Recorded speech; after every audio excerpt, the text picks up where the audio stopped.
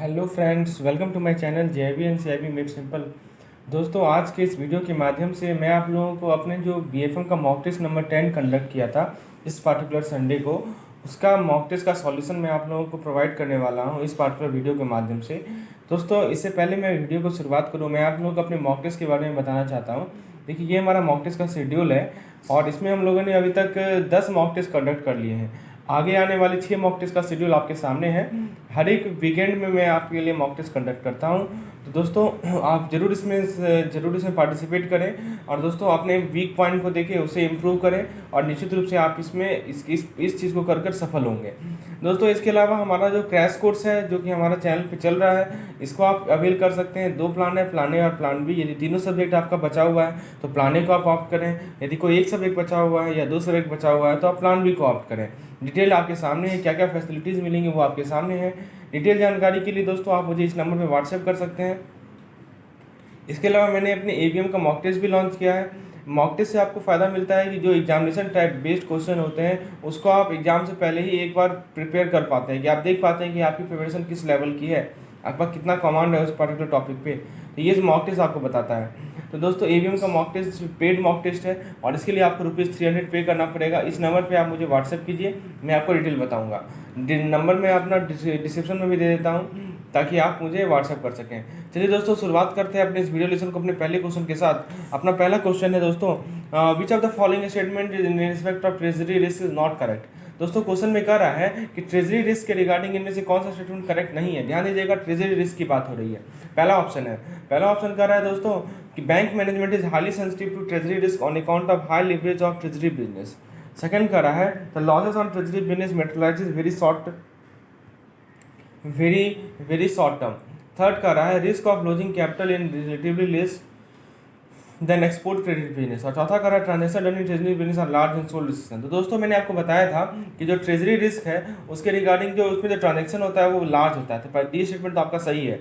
फिर दोस्तों, आपको मैंने बताया था कि जो लॉसेस होता है ट्रेजरी बिजनेस में वो मेटेरियलाइज हो जाता है वेरी शॉर्ट टर्म। ये भी सही है। फिर कह रहा है दोस्तों ऑप्शन नंबर ए कि बैंक मैनेजमेंट जो है वो हाईली सेंसिटिव है treasury risk on account of, हाँ बिल्कुल, हाई लिवरेज है ट्रेजरी बिजनेस का, इस कारण से बैंक मैनेजमेंट हाईली सेंसिटिव है ट्रेजरी रिस्क है। सो ऑप्शन नंबर ए भी करेक्ट है। लेकिन ऑप्शन नंबर सी करेक्ट नहीं है। क्यों? क्योंकि यहाँ पे कह रहा है कि आप ट्रेजरी पे जो कैपिटल को लॉस करते हैं वो एक्सपोर्ट क्रेडिट बिजनेस के लॉस से कम है। नहीं, ऐसा नहीं है। जो आप ट्रेजरी पे कैपिटल को लॉस करते हैं दोस्तों, उस पर जो रिस्क होता है दोस्तों वो हाई होता है, वो लार्ज होता है, ठीक है, as compare to export credit business. So option number C is wrong. तो करेक्ट आंसर होगा इसका ऑप्शन नंबर सी।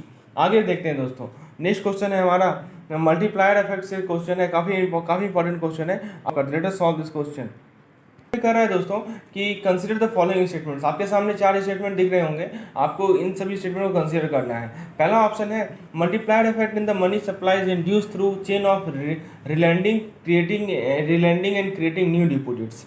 तो दोस्तों देखिए, मल्टीप्लायर इफेक्ट कैसे होता है। तो मल्टीप्लायर इफेक्ट किसी मनी सप्लाई में आपके पास जो है नया डिपॉजिट है उसको रिलैंड कर रहे हैं, बार बार आप लैंडिंग कर रहे हैं और क्रिएट कर रहे हैं दोस्तों, उससे आपका मल्टीप्लायर इफेक्ट आता है। तो ऑप्शन नंबर ये तो सही है आपका, ठीक है। फिर दूसरा ऑप्शन कह रहा है कि जो मनी इन सर्कुलेशन होता है दोस्तों वो कौन इंडिकेट करता है। तो दोस्तों, मनी इन सर्कुलेशन जो है वो इंडिकेट किया जाता है हमारा M3 के द्वारा। तो ये M2 जो कर रहा है वो गलत है। Money in circulation is indicated by M3। Next question कह रहा है कि जो ब्रॉड मनी है जिसको हम लोग M3 कहते हैं उसका कंपोनेंट क्या क्या होता है। तो दोस्तों, मैं आपको बता दूं कि ब्रॉड मनी में आपका करेंसी इन सर्कुलेशन क्या क्या आएगा, मैं बताता हूँ आपको। करेंसी इन सर्कुलेशन एक ये आएगा। उसके बाद दोस्तों आपका आएगा डिमांड एंड टाइम डिपॉजिट।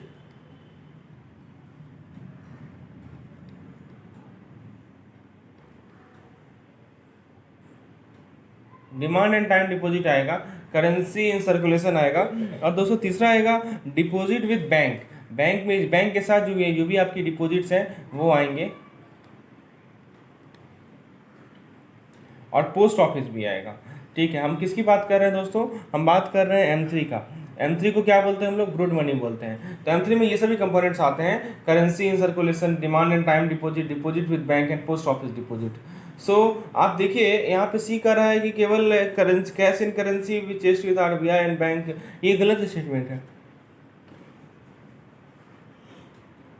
लेकिन डी में जो कह रहा है कि करेंसी इन सर्कुलेशन, फिर आपका demand and time deposit with bank and post office saving deposit, ये स्टेटमेंट सही है आपका। तो आपसे पूछा है करेक्ट स्टेटमेंट बताने के लिए, तो करेक्ट स्टेटमेंट यहाँ पे हो जाएगा ऑप्शन ए और ऑप्शन डी। ठीक है, ऑप्शन ए भी सही है और ऑप्शन डी भी सही है, सो ऑप्शन नंबर 3 इज करेक्ट। चलिए आगे देखते हैं क्वेश्चन नंबर 3 को। क्वेश्चन नंबर 3 को देखते हैं दोस्तों। क्वेश्चन नंबर 3 में कहा गया है कंसीडर द फॉलोइंग स्टेटमेंट्स। तो आपको ट्रेजरी स्टेटमेंट दी गई हैं, इससे रिलेटेड क्वेश्चंस हैं। तो पहला है treasury activities are a matter of concern to bank because of high leverage transaction. बिल्कुल सही स्टेटमेंट है, क्योंकि ट्रेजरी जो अपना बिजनेस एक्टिविटीज होता है उसमें लिवरेज काफ़ी ज़्यादा है, इस कारण से ये जो है कंसर्न है, मैटर ऑफ कंसर्न है बैंक के लिए। फिर सेकंड ऑप्शन कह रहा है दोस्तों volatility of exchange rate in case of currency means large variation in price selling और बाइंग। दोस्तों वोलेटिलिटी ऑफ एक्सचेंज रेट जो होता है करेंसी में, इसका क्या मीनिंग है? इसका मीनिंग आप यदि बुक पढ़ेंगे, इसका मतलब होता है वेरिएबिलिटी इन प्राइस। इसका क्या मतलब होता है? मतलब आपका प्राइस का जो वेरिएशन है उसको ये शो करता है, और प्राइस का वेरिएशन जो है लार्ज स्मॉल नहीं होता है, वो या तो अपवर्ड होगा या क्या होगा, डाउनवर्ड होगा। ठीक है, अपवर्ड या डाउनवर्ड होगा। तो volatility of exchange rate currency के केस में जो होगा वो आपको वेरिएबिलिटी इन प्राइस को इंडिकेट करता है, वो या तो अपवर्ड होगा या तो वो डाउनवर्ड होगा। सो ऑप्शन नंबर बी आपका गलत है। ठीक है, थर्ड नंबर कह रहा है, सी नंबर कह रहा है कि जो ट्रेजरी रिस्क है वो प्राइमरली मैनेज किया जाता है in the nature of preventive step that include organisational control and exposure ceiling. तो दोस्तों बताइए ट्रेजरी रिस्क को कैसे मैनेज किया जाता है? तो उसको मैनेज करने के लिए जो हमारे पास प्रिवेंटिव स्टेप्स है उसके अंदर क्या क्या आता है दोस्तों? तो उसके अंदर आप यदि बात करें, उसके अंदर ऑर्गेनाइजेशनल कंट्रोल तो आएगा ही आएगा, बिल्कुल सही स्टेटमेंट है। और दोस्तों एक्सपोजर सीलिंग भी आता है, और इसके अलावा मैं आपको बात करूं कि इसके अलावा कोई लिमिट्स भी दिया जाता है। लिमिट्स मैंने बताया था आपको, deal size limit, dealing limit, so all of this limits are also impose. Okay, and these are preventive steps to minimise the treasury risk. Okay, so option number C is correct. Option D कर रहा है that treasury risk are primarily manage in the nature of preventive step that organisational control exposure ceiling. देखिए यहाँ पे केवल 2 ही लिखा हुआ है, ठीक है, यहाँ पे तो ये गलत है, इसमें तीनों लिखा हुआ है। ठीक है, तो ये सही है। ठीक है, तो ऑप्शन नंबर आपको करेक्ट चूज करना है। तो करेक्ट कौन सा हो जाएगा? ए और डी करेक्ट हो जाएगा, यानी ऑप्शन नंबर 3 इज करेक्ट। देखिए सी में केवल 2 ही स्टेप लिखा हुआ है कि ऑर्गेनाइजेशनल कंट्रोल और आपका एक्सपोजर सेलिंग, लेकिन एक्चुअली में 3 होता है। ऑर्गेनाइजेशनल कंट्रोल होगा, ऑर्गेनाइजेशनल एक्सपोजर लिमिट होगा, और इसे इंटरनल कंट्रोल भी कहते हैं। इंटरनल कंट्रोल को ही हम लोग बोलते हैं exposure limits on trading position and stop loss limit. तो आप देख सकते हैं कि ऑप्शन नंबर ए और डी यहाँ पे सही है, सो ऑप्शन नंबर 3 इज करेक्ट। चलिए आगे क्वेश्चन नंबर 4 को स्टडी करते हैं। क्वेश्चन नंबर 4 भी आपसे ही रिलेटेड क्वेश्चन कहा गया है कि सोर्स ऑफ M3 इज और आर। ठीक है, तो M3 का क्या सोर्स है? तो M3 का कंपोनेंट मैंने आपको बता दिया पिछले पार्टिकुलर क्वेश्चन में, ब्रॉड मनी को M3 हम लोग कहते हैं। तो सोर्स कहाँ से आता है M3 का? तो दोस्तों देखिए M3 का सोर्स क्या है कि जो भी पब्लिक क्रेडिट अवेल करती है, ठीक है, पब्लिक जो भी क्रेडिट अवेल करती है बैंक से वो, ठीक है, और दोस्तों किसी भी बैंकिंग सिस्टम का जो नेट फॉरेन करेंसी एसेट है, ठीक है, वो होता है। तो यहाँ पे कह रहा है credit avail public in RBI, ये गलत स्टेटमेंट है। ठीक है, हाँ, पब्लिक के द्वारा जो क्रेडिट अवेल किया जाता है वो तो आएगा ही आएगा, साथ साथ net foreign currency asset of banking system भी आएगा। So option number B will be correct. ठीक है, आगे देखते हैं दोस्तों question number 3। Question number C की यदि हम बात करें, M3 दे रखा है 20,000, M1 दे रखा है 5,000, तो मनी मल्टीप्लायर कर रहा है 0.25। तो सबसे पहले आपको मनी मल्टीप्लायर का फॉर्मूला आपको पता होना चाहिए। ठीक है, तो मनी मल्टीप्लायर का यदि हम फॉर्मूला की हम बात करें तो वो सिंपल है, आपको क्या करना है, M3 को नोमिनेटर में लिखना है, M1 को डिनोमिनेटर में लिखना है। तो इस केस में आप देख सकते हैं 20,000 डिवाइडेड बाई 5,000, इसका वैल्यू आ जाएगा 4, लेकिन ये आपको गलती से 0.25 लिख के दे रहा है, तो ये ऑप्शन आपका क्या हो जाएगा, गलत हो जाएगा। ठीक है, ऑप्शन नंबर डी को देखते हैं। इसमें कह रहा है कि जो मनी मल्टीप्लायर का रेंज है वो कितना है। तो आपको पता होना चाहिए, ये आपको याद रखना है कि जो मनी मल्टीप्लायर का रेंज है वो है 3.4 to 4.8। This statement is correct. आपसे क्वेश्चन में पूछा गया है चूज द करेक्ट स्टेटमेंट, तो आप देख सकते हैं कि ऑप्शन बी और डी यहाँ पे चूज करेक्ट है, और इसीलिए हमारा ऑप्शन नंबर 3 सही होगा। चलिए आगे देखते हैं, क्वेश्चन नंबर 5 को स्टडी करते हैं। क्वेश्चन नंबर 5 भी आपका ट्रेजरी बिजनेस से रिलेटेड क्वेश्चन है।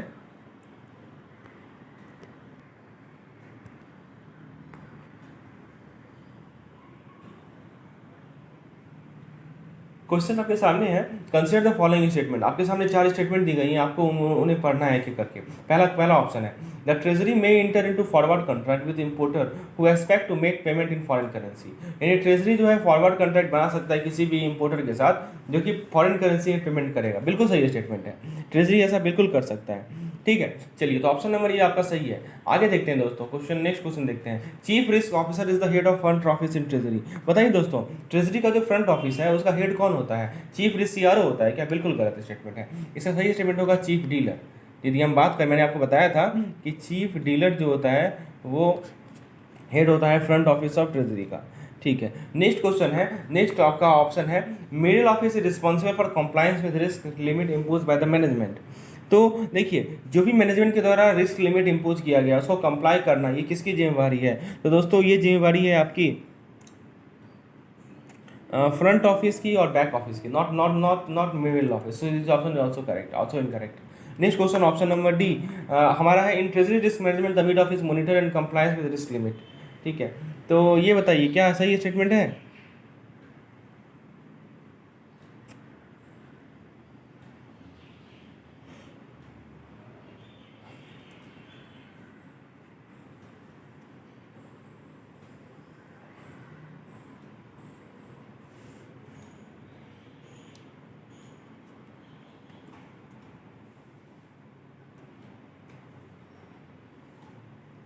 दोस्तों यहाँ पे मैं एक चेंज कर रहा हूँ, यहाँ पे मिड ऑफिस को मैं हटाकर this I am removing this mid office, I am writing a front office. इसको मैं क्या कर रहा हूँ, इसको मैं फ्रंट ऑफिस कर रहा हूँ, तब ये स्टेटमेंट गलत होगा और ये स्टेटमेंट आपका सही है। ठीक है, सो option number A and D are correct. मैं इसे सही कर देता हूँ, यहाँ पे मैं फ्रंट ऑफिस लिखा हूँ मिड ऑफिस की जगह, दैट्स ऑल। आगे देखते हैं क्वेश्चन नंबर 6 को। क्वेश्चन नंबर 6 में कहा जो क्रेडिट पॉलिसी है, क्वेश्चन में कह रहा है कि ऐसा ऐसा कौन सा पॉलिसी है जिसके अंदर आरबीआई मेजर लेती है। आरबीआई कैसी मेजर लेती है दोस्तों, उसको जरा देखते हैं।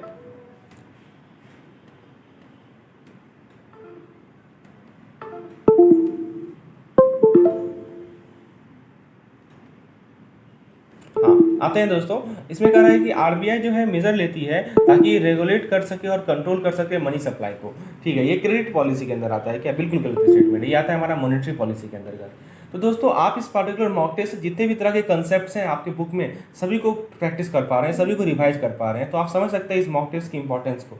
ठीक है, ये in one question you are solving 4 questions directly, so that's how you are completely revising the entire topic. So give utmost importance to understand the importance of this mock test and do appear in all the mock test। अब देखिए B कह रहा है कि जो monetary policy है उसके अंदर आरबीआई का जो पॉलिसी मेजर लिया गया है जिससे आप लोग मनी सप्लाई को कंट्रोल करते हैं वो आता है। ठीक है, तो दोस्तों आप देख सकते हैं कि इसमें ये जो ऑप्शन नंबर बी है वो गलत स्टेटमेंट है, सॉरी ये सही स्टेटमेंट है कि मॉनेटरी पॉलिसी ही होता है दोस्तों। ऑप्शन नंबर सी कह रहा है दोस्तों आपका कि RBI can prescribe CRR requirement at minimum 3% and maximum 20%। This statement is wrong, ऐसा कोई आरबीआई के द्वारा रिस्ट्रिक्शन नहीं डाला गया है। ठीक है, और दोस्तों ऑप्शन नंबर डी कह रहा है कि RBI can prescribe CRR requirement at no load. बिल्कुल सही स्टेटमेंट है। मैंने आपको बताया है कि आरबीआई का कोई सीआरआर रिक्वायरमेंट वो डिस्कशन पे छोड़ दिया है, वो बैंकों को डिस्कशन पे छोड़ दिया गया है। देखिए पहले था लेकिन 2007 के बाद से ये जो रिस्ट्रिक्शन है उसको रिमूव कर दिया गया है। ठीक है, ये आप ध्यान रखिएगा। तो आपसे पूछा गया है कि करेक्ट स्टेटमेंट को चूज करना है, तो दोस्तों आप यहाँ पे देख सकते हैं कि ऑप्शन नंबर ए और सी जो है वो आपका इनकरेक्ट है और बी और डी आपका करेक्ट है। सो ऑप्शन नंबर 2 इज करेक्ट। चलिए आगे देखते हैं दोस्तों, क्वेश्चन नंबर 7 को स्टडी करते हैं। क्वेश्चन नंबर 7 काफी अच्छा क्वेश्चन है, let us understand how to solve this question. Question number 7 में कह रहा है कंसीडर द फॉलोइंग स्टेटमेंट्स। ठीक है, कुछ स्टेटमेंट्स आपको दी गई हैं, उससे रिलेटेड क्वेश्चन है कि ऐसा कौन सा ऑफिस है जो कि आपके एक्सपोजर लिमिट को मॉनिटर करता है और साथ साथ स्टॉप लॉस लिमिट को भी मॉनिटर करता है। तो दोस्तों ये ऑफिस का नाम है mid office, that not called front office, that's called mid office. तो मिड ऑफिस क्या करता है, आपके एक्सपोजर लिमिट को और साथ ही साथ आपके स्टॉप लॉस लिमिट को मॉनिटर करता है। ठीक है, ऑप्शन नंबर नेक्स्ट ऑप्शन है कि exposure ceiling limit are impose on trading transaction of the treasury to protect the bank from liquidity risk and interest rate risk. क्या कह रहा है कि किसी भी ट्रेजरी का जो ट्रेडिंग ट्रांजेक्शन होता है उस पर एक्सपोजर सीलिंग लिमिट डाला जाता है, क्यों? ताकि बैंक को लिक्विडिटी रिस्क से और इंटरेस्ट रेट रिस्क से प्रोटेक्ट कर सके। क्या ये सही स्टेटमेंट है? तो दोस्तों ये स्टेटमेंट आपका सही है, क्योंकि एक्सपोजर सेलिंग लिमिट का यही तो पर्पज़ है कि बैंक की जो ट्रेजरी है उसको, बैंक जो है उसको लिक्विडिटी रिस्क का प्रॉब्लम नहीं हो, ठीक है, इसीलिए एक्सपोजर सेलिंग लिमिट डाला जाता है। और ऐसा ऐसा समय नहीं है कि बैंक के पास लिक्विडिटी ही नहीं है, ठीक है, और साथ साथ इंटरेस्ट रेट इसका भी प्रॉब्लम नहीं हो। So option number C is also correct, ठीक है। ऑप्शन डी की यदि हम बात करें, exposure selling limit are impose on trading transaction of treasury to trade on market. तो दोस्तों मार्केट की कोई बात ही नहीं आती है, और ऑपरेशन का वैसे आप लोग सेव नहीं कर सकते हो। तो आप देख सकते हो यहाँ पे करेक्ट आंसर हो जाएगा हमारा ऑप्शन बी एंड सी। तो ऑप्शन नंबर 3 इज करेक्ट। चलिए आगे बढ़ते हैं दोस्तों, आपके सामने कुछ पेयर्स दी गई हैं, आपको इनकरेक्ट पेयर को चूज करना है। आइए जरा समझते हैं क्या रहा है। सबसे पहला जो पेयर है वो है दोस्तों excess of liquidity. Excess of liquidity कह रहा है किसी कारण इन्फ्लेशन आएगा और मनी सप्लाई घटेगा। आप खुद सोचिए दोस्तों, यदि हमारे मार्केट में ज़्यादा से ज़्यादा पैसा आएगा, ठीक है, और सामान वस्तु उतना ही है, तो दोस्तों डिमांड तो बढ़ेगा ही ना, क्योंकि लोग चाहेंगे कि उस वस्तु को खरीदें और उनके पास पैसा खूब सारा है। तो क्या होगा, वो जो चीज़ 50 रुपये मिलेगा वो 100 रुपये में मिलेगा, तो ये तो इन्फ्लेशन तो होगा ही होगा, ठीक है। और दोस्तों इन्फ्लेशन यदि होगा, इस कारण से क्या होगा, मनी सप्लाई का रिडक्शन होगा या नहीं होगा। तो देखिए ये जो कह रहा है कि मनी सप्लाई का reduction, this statement is wrong, ठीक है। मनी सप्लाई का रिडक्शन क्यों होगा दोस्तों? उसके बाद दोस्तों कह रहा है कि शॉर्टेज ऑफ लिक्विडिटी यदि है तो हाई इंटरेस्ट रेट बढ़ेगा और एक्सचेंज रेट भी बढ़ेगा। ये बिल्कुल सही स्टेटमेंट है, ठीक है। यदि लिक्विडिटी कम हो जाएगा, ठीक है, तो वो देखिए लिक्विडिटी कम है यदि मार्केट में, तो इंटरेस्ट रेट बढ़ाना पड़ेगा और एक्सचेंज रेट भी बढ़ाना पड़ेगा। सही स्टेटमेंट है। Absorption of liquidity by RBI increase in CRR and SLR requirement. देखिए आरबीआई कैसे लिक्विडिटी को एब्जॉर्ब करेगी, वो बोलेगी बैंकों को कि मैं सीआरआर और एसएलआर बढ़ा रहा हूँ। अब जैसे सीआरआर और एसएलआर बढ़ेगा तो दोस्तों बैंकों को ज़्यादा पैसा आरबीआई के पास जमा करना पड़ेगा, और इस प्रकार से आरबीआई लिक्विडिटी को अपनी तरफ सक करती है। तो ऑप्शन नंबर सी भी आपका सही स्टेटमेंट है, ठीक है। इनकरेक्ट पेयर पूछ रहा है तो ऑप्शन नंबर ए करेक्ट होगा। So option number A is correct as per this question. चलिए क्वेश्चन नंबर 9 को स्टडी करते हैं। कंसेप्चुअल क्वेश्चन है। इस क्वेश्चन में कहा गया है कि आपके सामने कुछ स्टेटमेंट दी गई हैं। चलिए पहला स्टेटमेंट पढ़ते हैं। Intraday, overnight, open position limit and stop loss limit in treasury are mean for controlling market risk.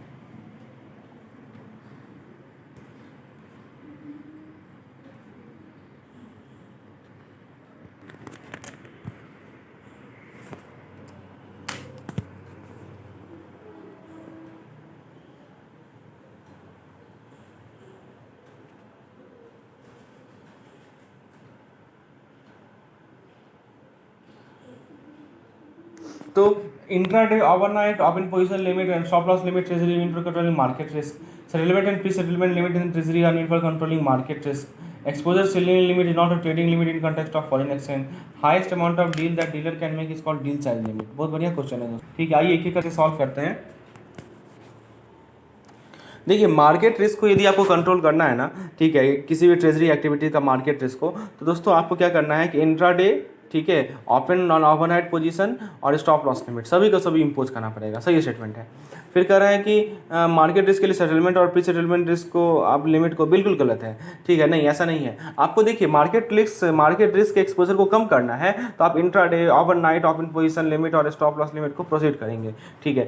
Next option है कि ट्रेडिंग लिमिट इनमें से कौन सा है, ठीक है, नहीं है, ये कहा गया है। तो दोस्तों यदि हम बात करें ट्रेडिंग लिमिट की, तो एक आपको लिमिट पता है कि डील साइज एक लिमिट होता है, ठीक है, याद रखिए। लिमिट के बारे में आपको रिकॉल कर देता हूँ। एक लिमिट है हमारा डील साइज, उसके बाद एक लिमिट है हमारा स्टॉप लॉस, ठीक है, और एक लिमिट है दोस्तों हमारा ओपन पोजीशन।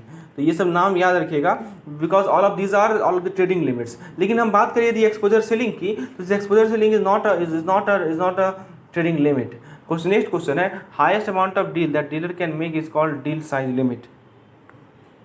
तो कोई भी डीलर जितना highest amount of deal make कर सकता है उसे हम लोग क्या कहते हैं, that is called dealer limit. That is called dealer limit, ठीक है। सो इसको हम लोग क्या बोलते हैं, इसको हम लोग बोलते हैं डीलर लिमिट।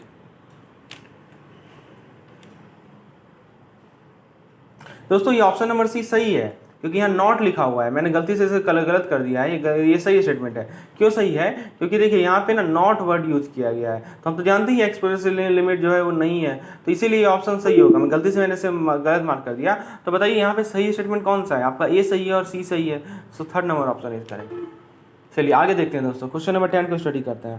क्वेश्चन नंबर 10 में है कि जो DTL demand and time liability होता है, इसका कंपोनेंट क्या होता है। तो बताइए दोस्तों, डीटीएल के अंदर क्या इसी का क्लेम आता है क्या? आपको पता होगा, ये मैंने आपको बताया था दोस्तों, इसी का क्लेम हम लोग नहीं लेते हैं डीटीएल के अंदर का। तो option number A is wrong. Option B की यदि हम बात करें कि आपका जो नेट इंटरबैंक बोरोइंग्स है या deposits with maturity not exceeding 14 days is exempted from DTL calculation.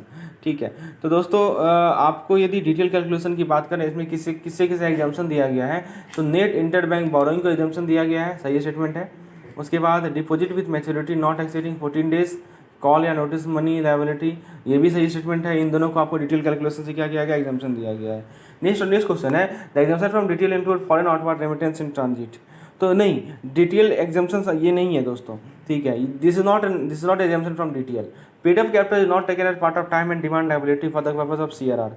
आपको देखिए सीआरआर को कैलकुलेशन करना है, ठीक है, तो उसमें आपको पेड अप कैपिटल को लेना है या नहीं लेना है। तो दोस्तों पेड अप कैपिटल को नहीं लिया जाता है, तो क्या क्या लिया जाता है आप ये बता दीजिए। तो दोस्तों एफडी लिया जाएगा, ठीक है, उसके बाद दोस्तों सेविंग बैंक का जो अकाउंट है, एसबी अकाउंट है, वो लिया जाएगा, फिर आरडी लिया जाएगा, लेकिन पेड अप कैपिटल को हम लोग इंक्लूड नहीं करते हैं सीआरआर के कैलकुलेशन के लिए। आप देख सकते हैं करेक्ट स्टेटमेंट आपसे कहा गया है, पूछा है, तो ऑप्शन यहाँ बी और डी सही है, तो option number 2 is correct. Question number 11 पे आते हैं दोस्तों। क्वेश्चन नंबर 11 है, the CRR is maintain by bank अभी द लैग ऑफ 1 फोर्टनाइट। बताइए दोस्तों सीआरआर मेंटेन करती है क्या, एक फोर्टनाइट का होता है? बताइए सही है या गलत स्टेटमेंट है।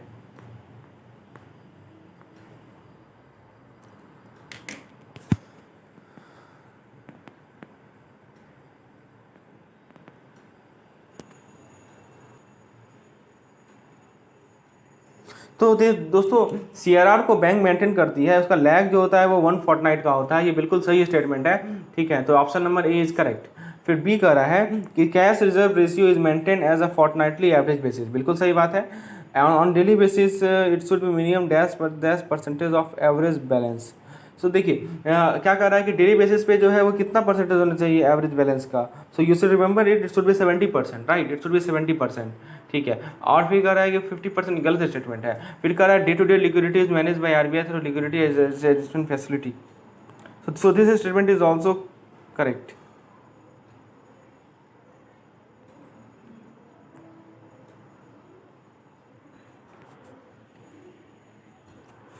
This statement is also correct. LAF day to day liquidity के लिए बैंकों के पास क्या है, आरबीआई के पास कौन सा टूल है, वो है एलएएफ टूल, यानी जिसे हम लोग लिक्विडिटी एडजस्टमेंट फैसिलिटी कहते हैं, ठीक है। तो option number D is correct. आपको करेक्ट स्टेटमेंट पूछा गया है तो करेक्ट स्टेटमेंट हो जाएगा ए बी एंड डी, तो ऑप्शन नंबर 4 इज करेक्ट। तो देख सकते हैं दोस्तों कंसेप्ट क्लियर है, तो आप आसानी से क्वेश्चन को सॉल्व कर सकते हैं। नेक्स्ट क्वेश्चन आते हैं दोस्तों, decrease in CRR will lead to one of the following. तो सीआरआर में यदि डिक्रीज आएगा तो क्या इफेक्ट पड़ेगा।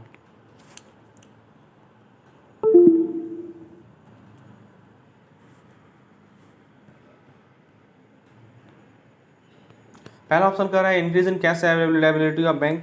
आप बताइए दोस्तों, यदि सीआरआर आपने घटा दिया तो सीआरआर घटा दिया तो क्या होगा दोस्तों, सीआरआर घटने से जो बैंकों को पैसा जमा करना पड़ेगा आरबीआई के पास वो कम हो जाएगा, ठीक है। तो बैंक है यदि और ये हमारे आरबीआई हैं, तो इनको जो पैसा जमा करना पड़ता है आरबीआई के पास वो क्या हो जाता है, घट जाएगा। अब ये घटेगा तो क्या होगा, बैंक का कैश अवेलेबिलिटी बढ़ेगा, बिल्कुल सही स्टेटमेंट है। रेपो रेट बढ़ेगा, डिक्रीज इन एसएलआर। अब देखिए ऐसा हमने नहीं पढ़ा है, हमने केवल ये जानते हैं कि इसके कारण जो है बैंक का कैश अवेलेबिलिटी बढ़ जाएगा और आपका रेपो रेट बढ़ेगा या एसएलआर घटेगा, ऐसा कुछ नहीं है। तो ऑप्शन नंबर ए ही करेक्ट होगा केवल, बाकी सभी स्टेटमेंट गलत हैं। क्वेश्चन नंबर 13 पे आते हैं, the credit risk in treasury can be split into.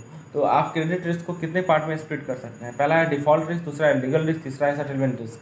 तो आपसे पूछा गया है कि क्रेडिट रिस्क को आपको क्या करना है, क्रेडिट रिस्क को स्प्लिट करना है। आइए जरा देखो कैसे स्प्लिट किया जाता है।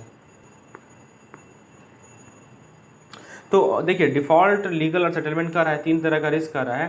तो इसमें करेक्ट आंसर हो जाएगा दोस्तों 1 and 3, यानी कि डिफॉल्ट रिस्क आएगा और क्या आएगा, सेटलमेंट रिस्क आएगा, ठीक है। So these two are part of credit risk, default risk, first is default risk and दूसरे second is third settlement risk. So option number D is correct. Next question देखते हैं दोस्तों, question number 14, consider the following statement, placement of fund for overnight is called term money. तो overnight placement यदि होता है तो उससे हम लोग टर्म मनी कहते हैं।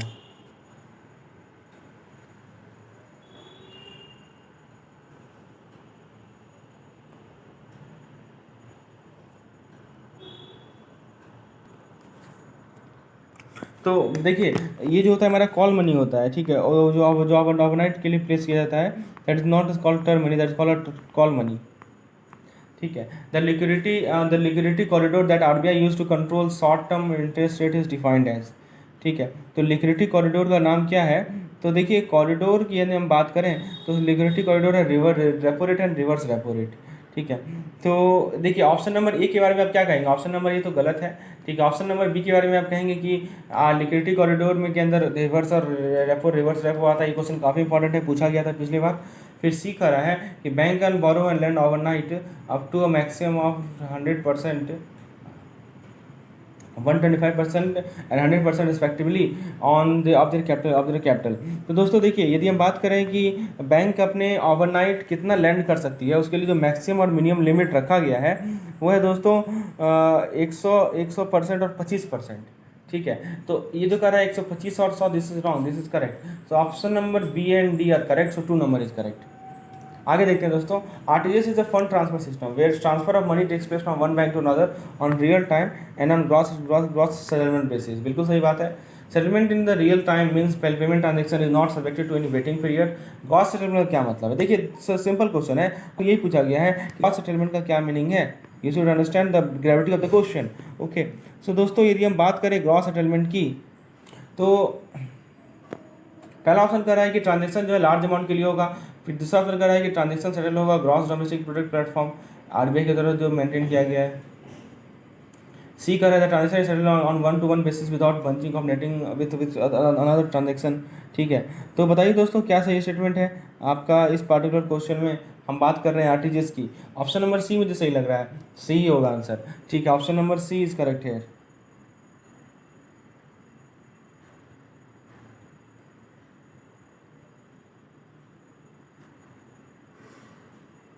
नेक्स्ट क्वेश्चन है दोस्तों, consider the choose correct statement. आपको करेक्ट स्टेटमेंट चूज करना है। पहला है failure of the counter party during the course of the settlement due to time zone difference between the two currency to be exchange is called market risk. तो counter party का failure बताइए क्या market risk के अंदर आता है क्या? तो दोस्तों काउंटर पार्टी का फेलियर जो है फिर ये जो ऑप्शन नंबर ए है दोस्तों वो है हमारा गलत, ठीक है। RBI is impose the ceiling of 5% roll business in the year for, ये बिल्कुल सही स्टेटमेंट है, this statement is correct. So option number A आपने देखा कि ऑप्शन जो हमारा स्टेटमेंट नंबर ए है वो गलत है, और स्टेटमेंट नंबर बी जो है वो सही है, सी बिल्कुल गलत होगा। और डी की यदि हम बात करें, डी का रहा है कि settlement risk is the risk of failure of the counter party. तो ये कौन सा रिस्क है जिसमें आपका काउंटर पार्टी फेल कर जाता है due to bankruptcy, closure of other closure और अदर रीजन। दोस्तों इसको हम लोग कहते हैं सेटलमेंट रिस्क। तो ऑप्शन नंबर डी भी आपका सही है, ठीक है, ऑप्शन नंबर डी भी सही है। तो करेक्ट स्टेटमेंट चूज करना था आपको, तो करेक्ट स्टेटमेंट यहाँ पे हो जाएगा बी एंड डी, ठीक है। तो ऑप्शन नंबर 4 इज करेक्ट। आगे देखते हैं क्वेश्चन नंबर 17। मार्केट रिस्क जो होता है हमारा ट्रेजरी ऑपरेशन में वो किसका किसका कॉन्फ्लुएंस होता है? ये काफ़ी अच्छा क्वेश्चन है। मार्केट रिस्क किसका किसका कॉन्फ्लुएंस है? पहला है लिक्विडिटी रिस्क, दूसरा सेटलमेंट रिस्क, तीसरा इंटरेस्ट रेट रिस्क, चौथा है एक्सचेंज रिस्क, पांचवा है इक्विटी और delivery risk.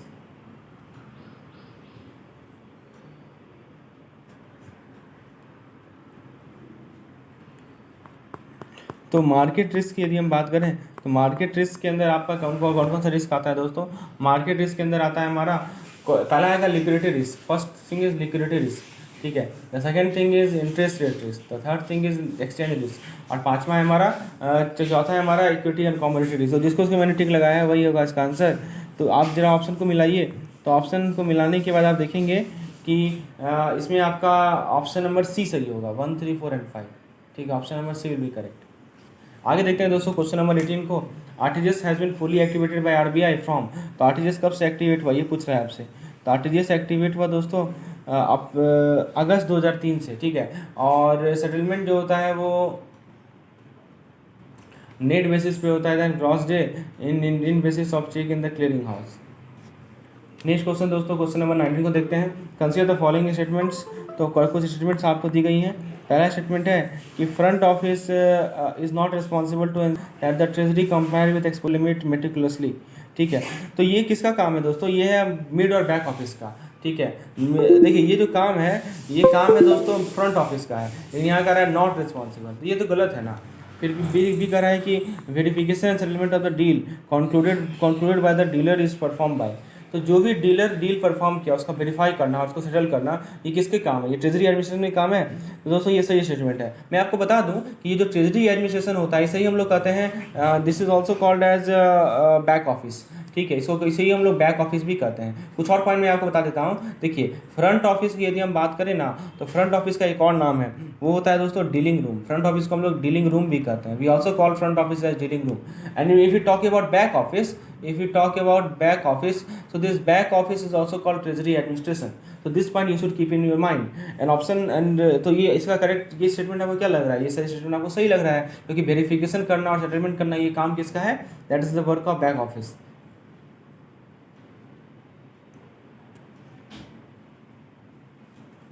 Okay, next question is gap limit and position limits require capital requirement as prescribe by RBI. तो आपको भी बताना है कि गैप लिमिट और पोजीशन लिमिट जो है उसको कैपिटल चाहिए। तो देखिए, बिल्कुल सही स्टेटमेंट है। गैप लिमिट और पोजीशन लिमिट में कैपिटल रिक्वायरमेंट की आवश्यकता होती है। Option number C is correct. D कह रहा है कि derivative are use to protect treasury transaction from exchange rate risk. तो डेरिवेटिव का काम क्या है दोस्तों? डेरिवेटिव ट्रेजरी ट्रांजेक्शन को कहाँ से प्रोटेक्ट करता है? तो एक्सचेंज रेट प्रोटेक्ट करता है। तो आप देख सकते हैं सी भी सही है, डी भी सही है। आपसे पूछा है इस क्वेश्चन में कि इनकरेक्ट पेयर, तो इनकरेक्ट स्टेटमेंट कौन सा हो जाएगा? Option number 1। बाकी बी सी डी तीनों सही है। ठीक है, आगे देखते हैं क्वेश्चन नंबर 20 को। Which of the following is correct regarding position limit for treasury risk management. ठीक है, तो आपसे ये पूछा गया है कि आपको पोजीशन रिस्क के बारे में, लिमिट के बारे में पूछा गया है ट्रेजरी रिस्क मैनेजमेंट का, के बारे में कौन सा स्टेटमेंट आपके करेक्ट है? So the first option is position limit are fix currency wise aggregate position limit for list trading. For aggregate purpose, the currency-wise net position is first calculated in dollar and then converted to rupees. C कह रहा है कि the overnight limit will be pre-approved by RBI, who also prescribe the method of arriving at the aggregate position. All are correct. तो दोस्तों सभी का सभी statement correct है यहाँ पे। Consider the following statements. पहला है INFINET has been develop by Wipro. बताइए दोस्तों, इन्फिनिट किसने डेवलप किया है? इन्फिनिट विप्रो ने नहीं डेवलप किया है दोस्तों। इन्फिनिट डेवलप किया गया है IDRBT के द्वारा, हैदराबाद। ठीक है, तो ये स्टेटमेंट आपका क्या है? गलत है। नेगोशिएटेड डीलिंग सिस्टम, शॉर्ट में हम लोग NDS कहते हैं, एक electronic platform facilitating dealing in government securities and money market instrument. सही स्टेटमेंट है। फिर कह रहा है infinite stand for Indian financial network, Indian finance network, ये गलत स्टेटमेंट है। देखिए, ये दो वर्ड है, एक होता है फाइनेंशियल, तो यहाँ पे होगा फाइनेंशियल, फाइनेंस नहीं होगा। तो इसी कारण से छोटे शब्दों के कारण यहाँ पे आंसर गलत हो गया आपका। ठीक है, आगे देखते हैं दोस्तों SFMS का फुल फॉर्म। SFMS का फुल फॉर्म यदि हम बात करें तो इसका करेक्ट आंसर है दोस्तों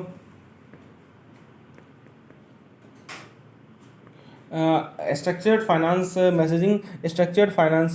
फाइनेंशियल मैसेजिंग सिस्टम। ठीक है, तो ऑप्शन नंबर डी भी आपका क्या है? सही है। करेक्ट स्टेटमेंट चूज करना है, तो आप देख सकते हैं कि बी और डी को आप चूज कर सकते हैं करेक्ट स्टेटमेंट के रूप में। So option number 2 is correct, B and D are correct. चलिए आगे देखते हैं दोस्तों नेक्स्ट क्वेश्चन को। नेक्स्ट क्वेश्चन नंबर 22 है, the longer the duration of security. बताइए, जितना ज़्यादा सिक्योरिटी का ड्यूरेशन उसके इफेक्ट क्या पड़ेगा, पूछ रहा है आपसे।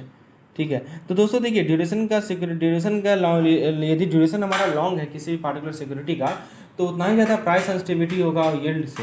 The greater the price sensitivity to the yield change, मतलब यील्ड यदि हमारा तुरंत चेंज हो जाएगा तो उस कारण से प्राइस काफ़ी ज़्यादा चेंज होगा। क्योंकि देखिए, ड्यूरेशन जब आप निकालते हैं ना, आपको पता है कैसे आप निकालते हैं? बताइए आपको, यदि आपने मैक्लॉड ड्यूरेशन का फॉर्मूला पढ़ा है तो आप क्या करते हैं कि आप परसेंटेज चेंज इन प्राइस निकालते हैं या आप चेंज इन प्राइस निकालते हैं, है ना। और वो नेगेटिव होता है, change in price is equal to negative times Macaulay duration times yield change, ऐसा ही होता है। तो यदि आपका ड्यूरेशन ज़्यादा होगा तो ऑब्वियस सी बात है उतना ही ज़्यादा प्राइस सेंसिटिविटी होगा यील्ड चेंज से, और हाँ जो उतना ही ज़्यादा रिस्क एसोसिएटेड होगा। तो option number B is correct. ठीक है, आगे देखते हैं दोस्तों क्वेश्चन नंबर 23 को। Consider the following statement. तो आपको कुछ दी गई है, आइए पहला स्टेटमेंट SFMS इज, तो SFMS आपको पता है कि ये बेसिकली आपका एक इंट्रा बैंक मैसेजिंग सिस्टम है। सही है, इसके अलावा ये इंटर बैंक मैसेजिंग सिस्टम भी है। फिर कह रहा है NDS is the electronic platform for facilitating dealing in government security and money market instrument. तो NDS जो है एक इलेक्ट्रॉनिक प्लेटफॉर्म है जहाँ पे आप लोग, बिल्कुल सही, ये भी सही स्टेटमेंट है। डील डन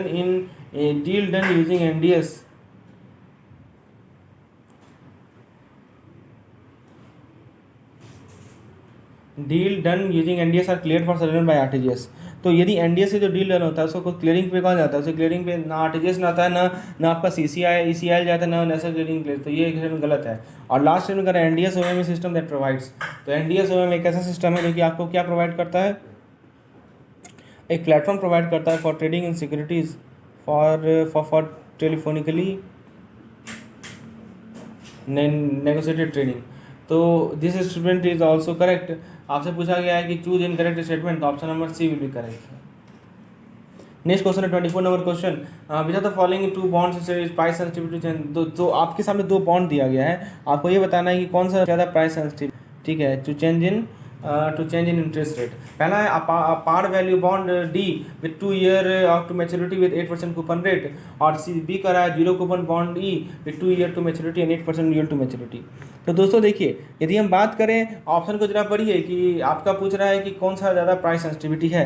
तो देखिए दोस्तों, ड्यूरेशन एक बेस्ट मेजर है बॉन्ड प्राइस सेंसिटिविटी का। तो जितना ज़्यादा ड्यूरेशन होगा उतना ही ज़्यादा आपका प्राइस सेंसिटिव होगा। तो बताइए ड्यूरेशन सबसे ज़्यादा किसका है यहाँ पे?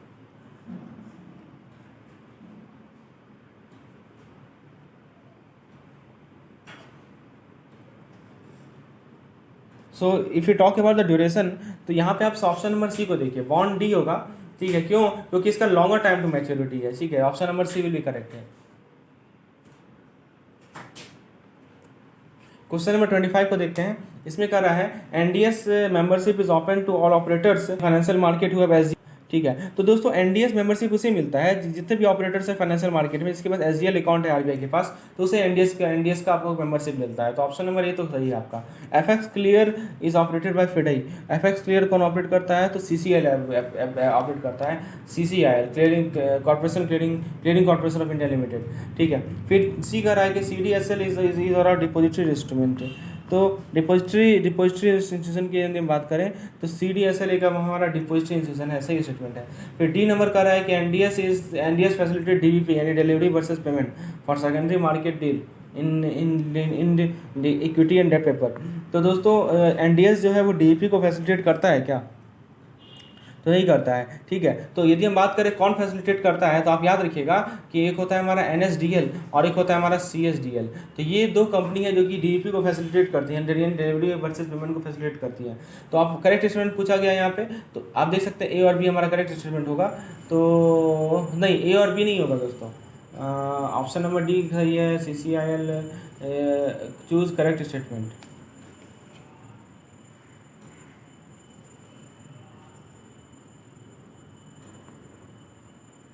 तो यहाँ पे आपका एक गलती से उसको मैं सही कर देता हूँ। देखिए करेक्ट स्टेटमेंट एक ही है मात्र आपका, ऑप्शन नंबर ए। तो ए बी सी डी में लिख देता हूँ दोस्तों, तो ये आप ऑप्शन नंबर ए सही कर लीजिएगा, ठीक है। आगे देखते हैं the duration of 20 year 0 coupon bond. देखिए बहुत बढ़िया क्वेश्चन है, आपके का कूपन बॉन्ड है उसका ड्यूरेशन पूछा गया है। देखिए इसके लिए एक चीज़ कंसेप्ट है जो कि मैं आपको बता देता हूँ कि देखिए जब 0 कूपन बॉन्ड होता है ना, जब if you talk about 0 coupon bond,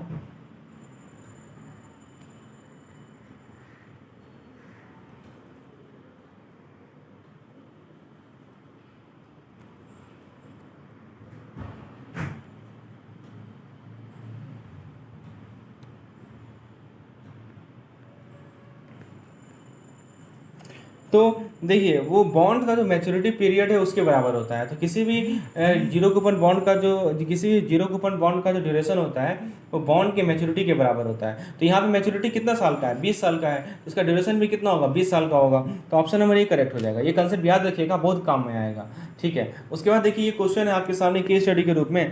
तो दोस्तों इस केस स्टडी को मैं सॉल्व करके आपको बताऊंगा। इसका जो MCQ वाला पेज चैप्टर आएगा ना, उसमें मैं समझाता हूँ इसे केस स्टडी को। तो बाकी जो भी क्वेश्चन हैं केस स्टडी वाले उसको मैं अपने इसके MCQ वाले पार्ट में समझाता हूँ, तो उस वीडियो को जरूर देखें आप, ठीक है। बात तो आपका बाकी का कंसेप्ट क्लियर हो जाएगा।